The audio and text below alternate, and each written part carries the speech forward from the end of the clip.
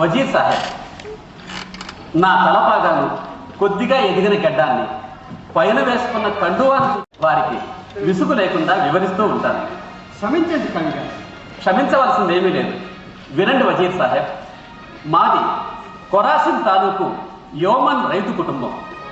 మాకు బోలెడన్ని పొలాలున్నాయి. మావన్నీ రైతు కుటుంబాలే. మా వారందరూ వ్యవసాయదారులే. వజీర్ సాహెబ్, ఏమిటలా ఆశ్చర్యపోతున్నారు? రైతులు కేవలం భూమిని దున్నడానికే పుడతారా? కలం పట్టకూడదా?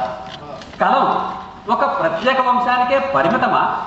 క్షమించండి కవిగా, నా ఉద్దేశం అది కాదు. మీ ప్రశ్నకు నేను ఇంకా సమాధానం చెప్పనే లేదు. నేను రైతు కుటుంబంలో పుట్టాను. కలం బట్టి కవినైనా రైతును గౌరవించాలనేదే నా ధ్యేయం. ఏనాటికైనా రైతుల్లో నేను ఒకనిగా కలిసిపోవాలనేదే నా చివరి కోరిక. ప్రత్యేకమైన కవుల బాణీల మీద నాకు మోజు లేదు. ప్రశంసనీయం తెరదోసి కానీ ప్రశంసనీయం. అనంతమైన కావ్య కల్పనాశక్తి మేము మేరువిన అధిరోహింపజేసిన పుట్టి పురుడు పోసుకున్న కృషివల సాంప్రదాయాన్ని గౌరవించడం వా మీ మానవతా దృక్పథానికి వేగుతుంది. అదే మీకు వెలుగుబాటుగా భావిస్తున్నాం. శుక్రియా జహాపన. దాపరికం లేని కవుల హృదయాలు వారి పెదవుల మీద నాట్యం చేస్తానన్న నగ్న సత్యాన్ని నేడు ప్రత్యక్షంగా దర్శించగలిగాను. ధన్యవాదాలు. శుక్రియా వజీర్ సాహెబ్. మహాకవి జహాపన, మేము ఒక బృహత్ కార్యాన్ని సంకల్పించాం. సెలవేయండి జహాపన.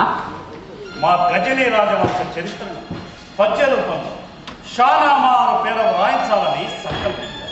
గొప్ప విషయం. ఆ చారిత్రక పద్య కావ్యాన్ని తమచే వ్రాయించాలని తలంచాము.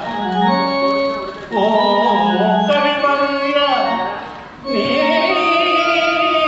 సుకవితో వాంగ్మయ పుణ్యభూమిలో నా కృతి ప్రధాన సదనంబు రచింపు శాశ్వతముగా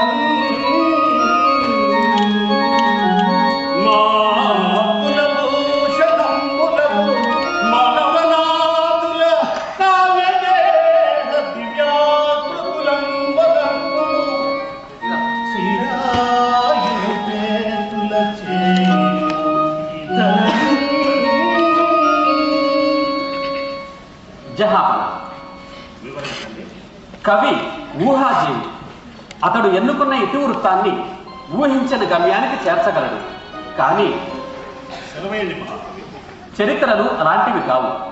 అవి మార్పులు చేర్పులు చోటు చేసుకున్న అసంబద్ధ ప్రతిబంధకాలు. పరిశోధించి సత్యాలకు అనుగుణంగా కావ్యకల్పన చేయవలసి ఉంటుంది. జహాపన, ఇది చాలా శ్రమతో కూడుకున్న పని. శ్రీరసు కవి, కవులు అనన్య సామాన్యులు. వారికి అతీతమైనది ఏమీ లేదంటారు. క్షణము గడచిన దాని వెనుకకు మరల్ప, క్షణము గడచిన దాని వెనుకకు మరల్ప, సాధ్యమే మానవునకు ఇలా చక్రమందు దాటిపోయిన యుగముల నాటి చరిత, దాటిపోయిన యుగముల నాటి చరిత మరల పుట్టింప కవియే సమర్థుడగును.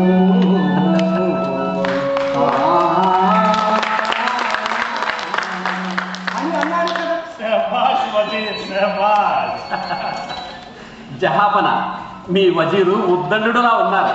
అందుకే ఆయనకు మా దర్బారులో ఎనలేని గౌరవం. శుక్రియా జహాపన. మరి మా అర్థం అందిస్తే తగిన విధంగా పదం వివరించండి జహాపన. ఒక్కొక్క పద్యంబునకు ఒక్కొక్క బంగారు నూక వసగెదను కవి, ఒక్కొక్క పద్యంబునకు ఒక్కొక్క బంగారు నూక వసగెదను కవి, మక్కా మసీదు తోడని వక్కాని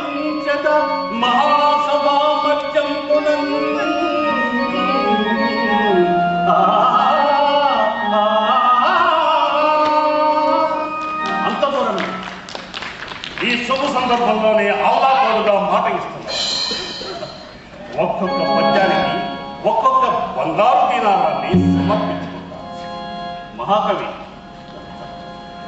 గజనీ రాజులు మాట తప్ప జహాపన కవిత్వానికి వెలగడతారా? స్పిరిదోసి కవి కవులు ఆత్మాభిమానం, డబ్బు కమ్ముడుకో, అది తెలుసు. అయినా మీ కృతికి మేము ఇచ్చే సంభావనతో పుట్టి పురుడు పోసుకున్న మీ తూసీ నగరంలో ఒక విశిష్ట ధర్మకార్యము చేయవచ్చు కదా. అది తమ ఆత్మాభిమానానికి అడ్డురాదు కదా. సముచితమైన సలహా.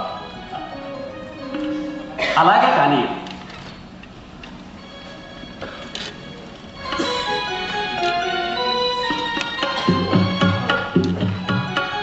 ఇది వారి రాజవంశం మౌలిక చరిత్ర.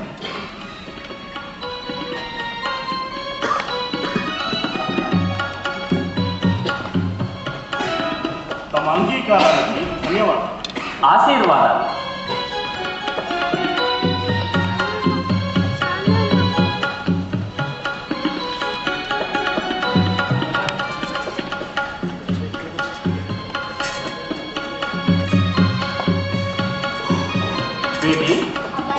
విన్నావా? ఇదిగో ఇది గజనీ వంశరాజుల మౌలిక చరిత్రట. ఇందులో వివరాలు తక్కువగా ఉండవచ్చు. ఏది మన ఆసియా రాజుల సమగ్ర చరిత్ర అనే గ్రంథం ఉన్నది చూసావు? అది తీసుకురామ్మా.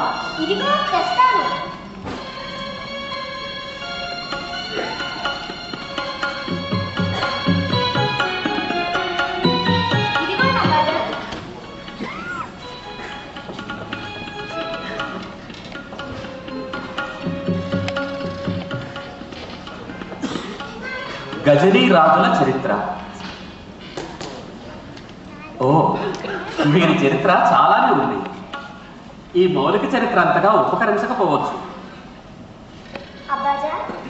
ఏమిటి మీకు?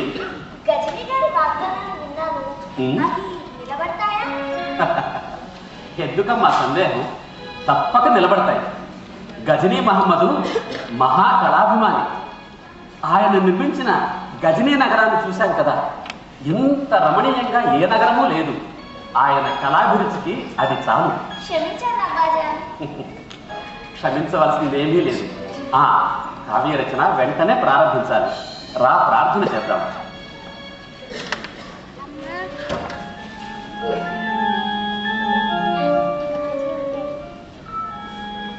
విత్తనంబున మహావృక్షంబుని మిడించి సృష్టించి కారడీ చేయువాడా, కడుపులో శిశువును కల్పించి 10 నెలలు మోయించి ఊపిరివోయువాడా,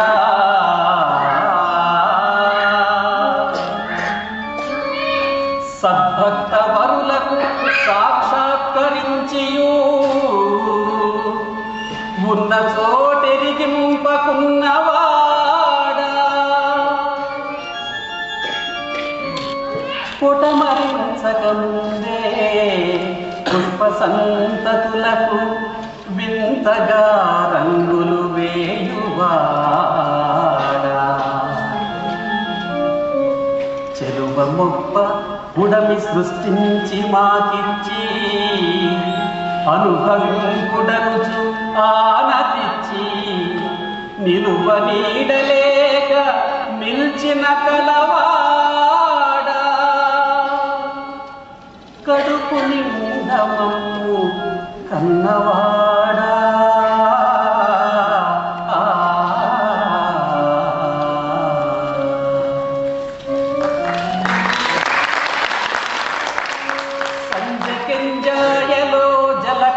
సవరించి పరతెంచు సూర్య బింబములోనా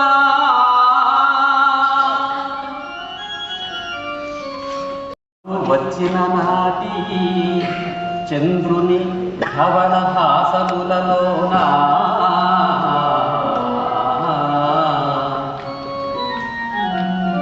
పూల తోటల తోడా ముద్దు ముచ్చట చెప్పి చెరనాడు పొలక తెమ్మెరలలోనా నీలి మేఘంబుల నెరియలలో దుల్కి పరువెత్తు మెరుపు గర్భములలోనా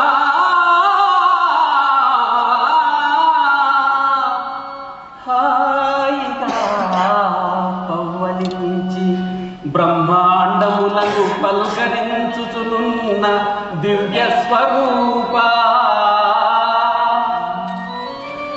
హృదయమును చీల్చి పూజలర్పించుకొందు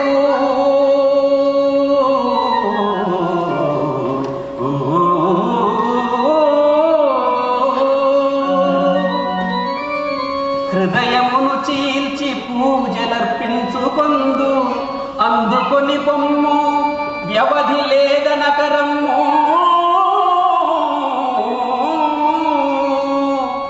అందుకొని పొమ్ము వ్యవధి లేదనకరము